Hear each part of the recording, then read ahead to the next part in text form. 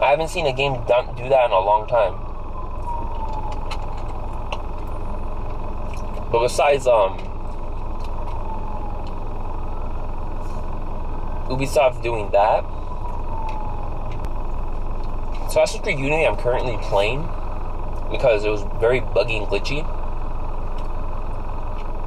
But that game, I can't really give my opinion on it yet because technically I haven't given the multiplayer co-op missions a try yet, and also I haven't even played the story through. So that game, the trailer I can talk about because when I saw the trailer I was like pretty stoked about it. It looked pretty cool.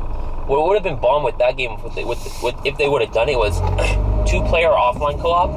First, that would have been a first in the Assassin's Creed trilogy or saga technically. It would have been a person in the Assassin's Creed saga for sure, and a great welcome to the actual game itself.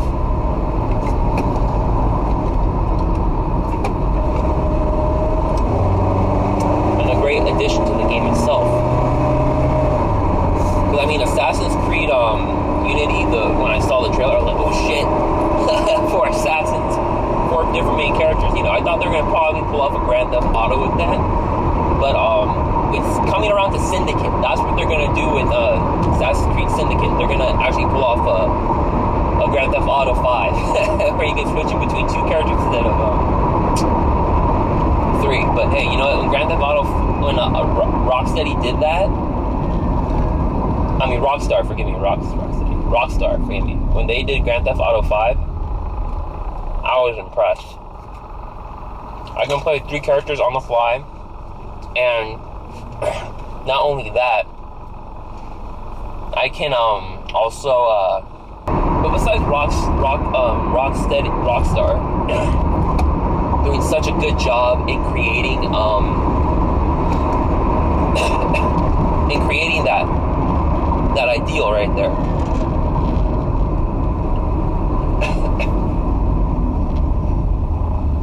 Since Rockstar did such a good job in creating where you can switch on the fly between each character, which I thought was an amazing system at the time, or amazing idea, and they did it with perfection, with ease too. I thought that was great to have in a game, and I was just amazed with that. I was blown away by it. And besides me being blown away by it, and I was amazed by it,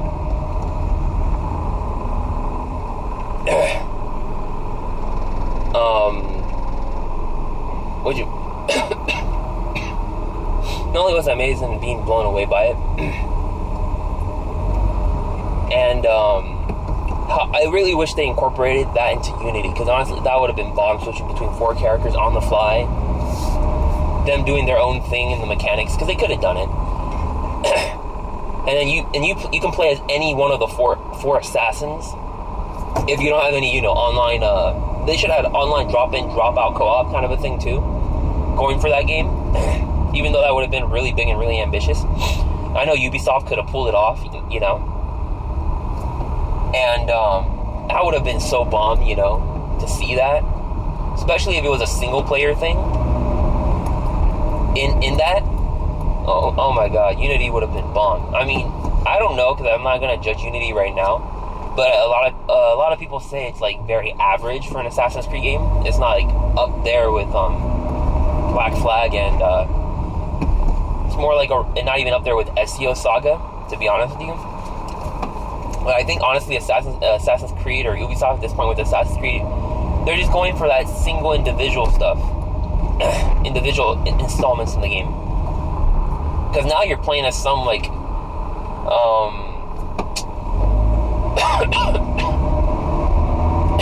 Esturgo, you're playing as some Esturgo employee now, accessing your memories for Assassin's Creed, and I'm just like, okay, even though it's very brief, I don't get what they're trying to go with it for present day. I think it would have been better if they would have done the series kind of like just go from the past and start building up your saga technically up to the point of the present day would have made a way more sense, you know? And it would have been way more, I think, in my opinion, way more inviting and more friendlier, you know? Instead of trying to introduce two storylines into one game, which Ubisoft didn't pull off well, to be honest with you. And I thought it was very horrible. And horribly planned out and everything for that first game. That was horribly planned out for that first game. That's a total fact. Because the honest truth is, it's not one of those games where it's kind of like, you know, you expect to go in and have two stories, you know, and of course not done well, you know, because of course, you know, two stories not done well, because if you want a story that's done well, then, you know, then you gotta do it, you know what I'm saying? If you want a story done well, you want a story done well, period, you know what I'm saying?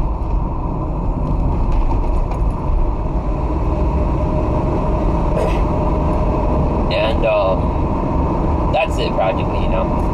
That sums up Assassin's Creed for you, in a nutshell, in my opinion.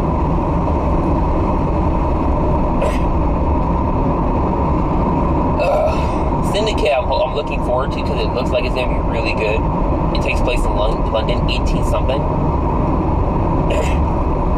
Which, in my opinion, is not that bad.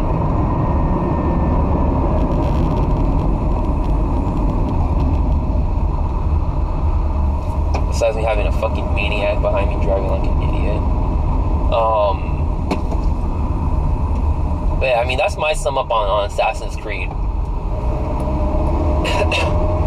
So far, the saga's alright, but if you wanted to play a game in the story, in the series, if you're like kind of open world kind of a guy, then I say go with Black Flag, because honestly, it was a big, ambitious game, and they pulled it off very well. And I love that game. That game is a bomb. That's number one for me right now.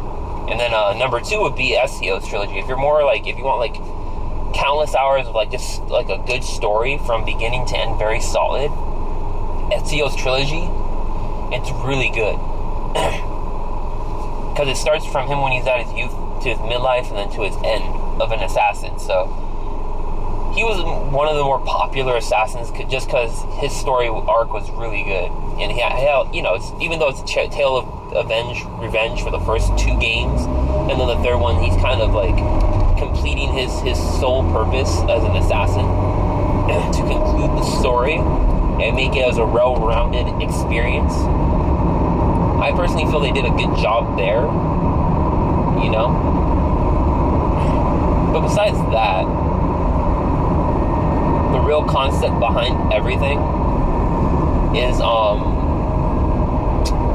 just to enjoy what you're playing. That's the truth. I mean, technically, it's just my opinion, what I'm stating right here. Nothing, you know, special or nothing like, you know what I'm saying? Like, technically, Assassin's Creed as a whole saga, I love it. Bottom line, hands down. I played almost all the games in the series. I played Assassin's Creed 1, Bloodline, Assassin's Creed 2, Assassin's Creed Brotherhood. I'm getting through the rest of the game right now. Revelations, I beat that one. Actually, Revelations I beat first, and then I went backwards to play the other two games. Because Revelations was my first Assassin's Creed game. And I played Assassin's Creed 1. Which, the story is not bad, it's okay. It's just that the game mechanics and everything else. So it was the first game, it wasn't really that great. It was more Desmond that ruined Assassin's Creed 1 than anything else, his story. Because they were trying to tell two stories within one game. It just didn't make sense. It was like, okay, whose story you're telling? Desmond or Altair? Because they had two main characters. That's the problem with the game. It was like, when you have two main characters in a movie, right? It just doesn't fucking work out. It never does. It just never works out. It's like, it's crap, you know? Yeah, it just never works out, you know? Come on, you idiot. Come on. It just never works out, you know, in the game.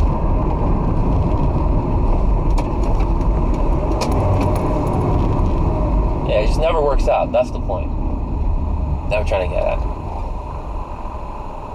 It just never works out. No matter how much we wanted to tell like a big epic game, it just never works out having two main protagonists or two main heroes, you know, or heroines or whatever.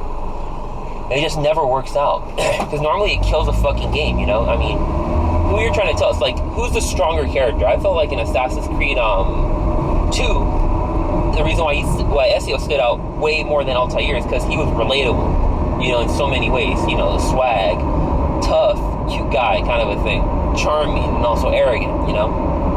I loved him for that in the first game. In the second game, he was more still arrogant, but a little bit more humble. And in the third game, he's completely humbled and just more like an adult, you know, because he's relatable. You know, Ezio was one of those characters that Ubisoft said, boom, let's try this guy. And then he just ended up being more of a relatable character than Altair, in my opinion. Altair was kind of like that one character that's kind of like, you know, experience, all badass, and you know, learning to fine-tune his assassin skills, you know.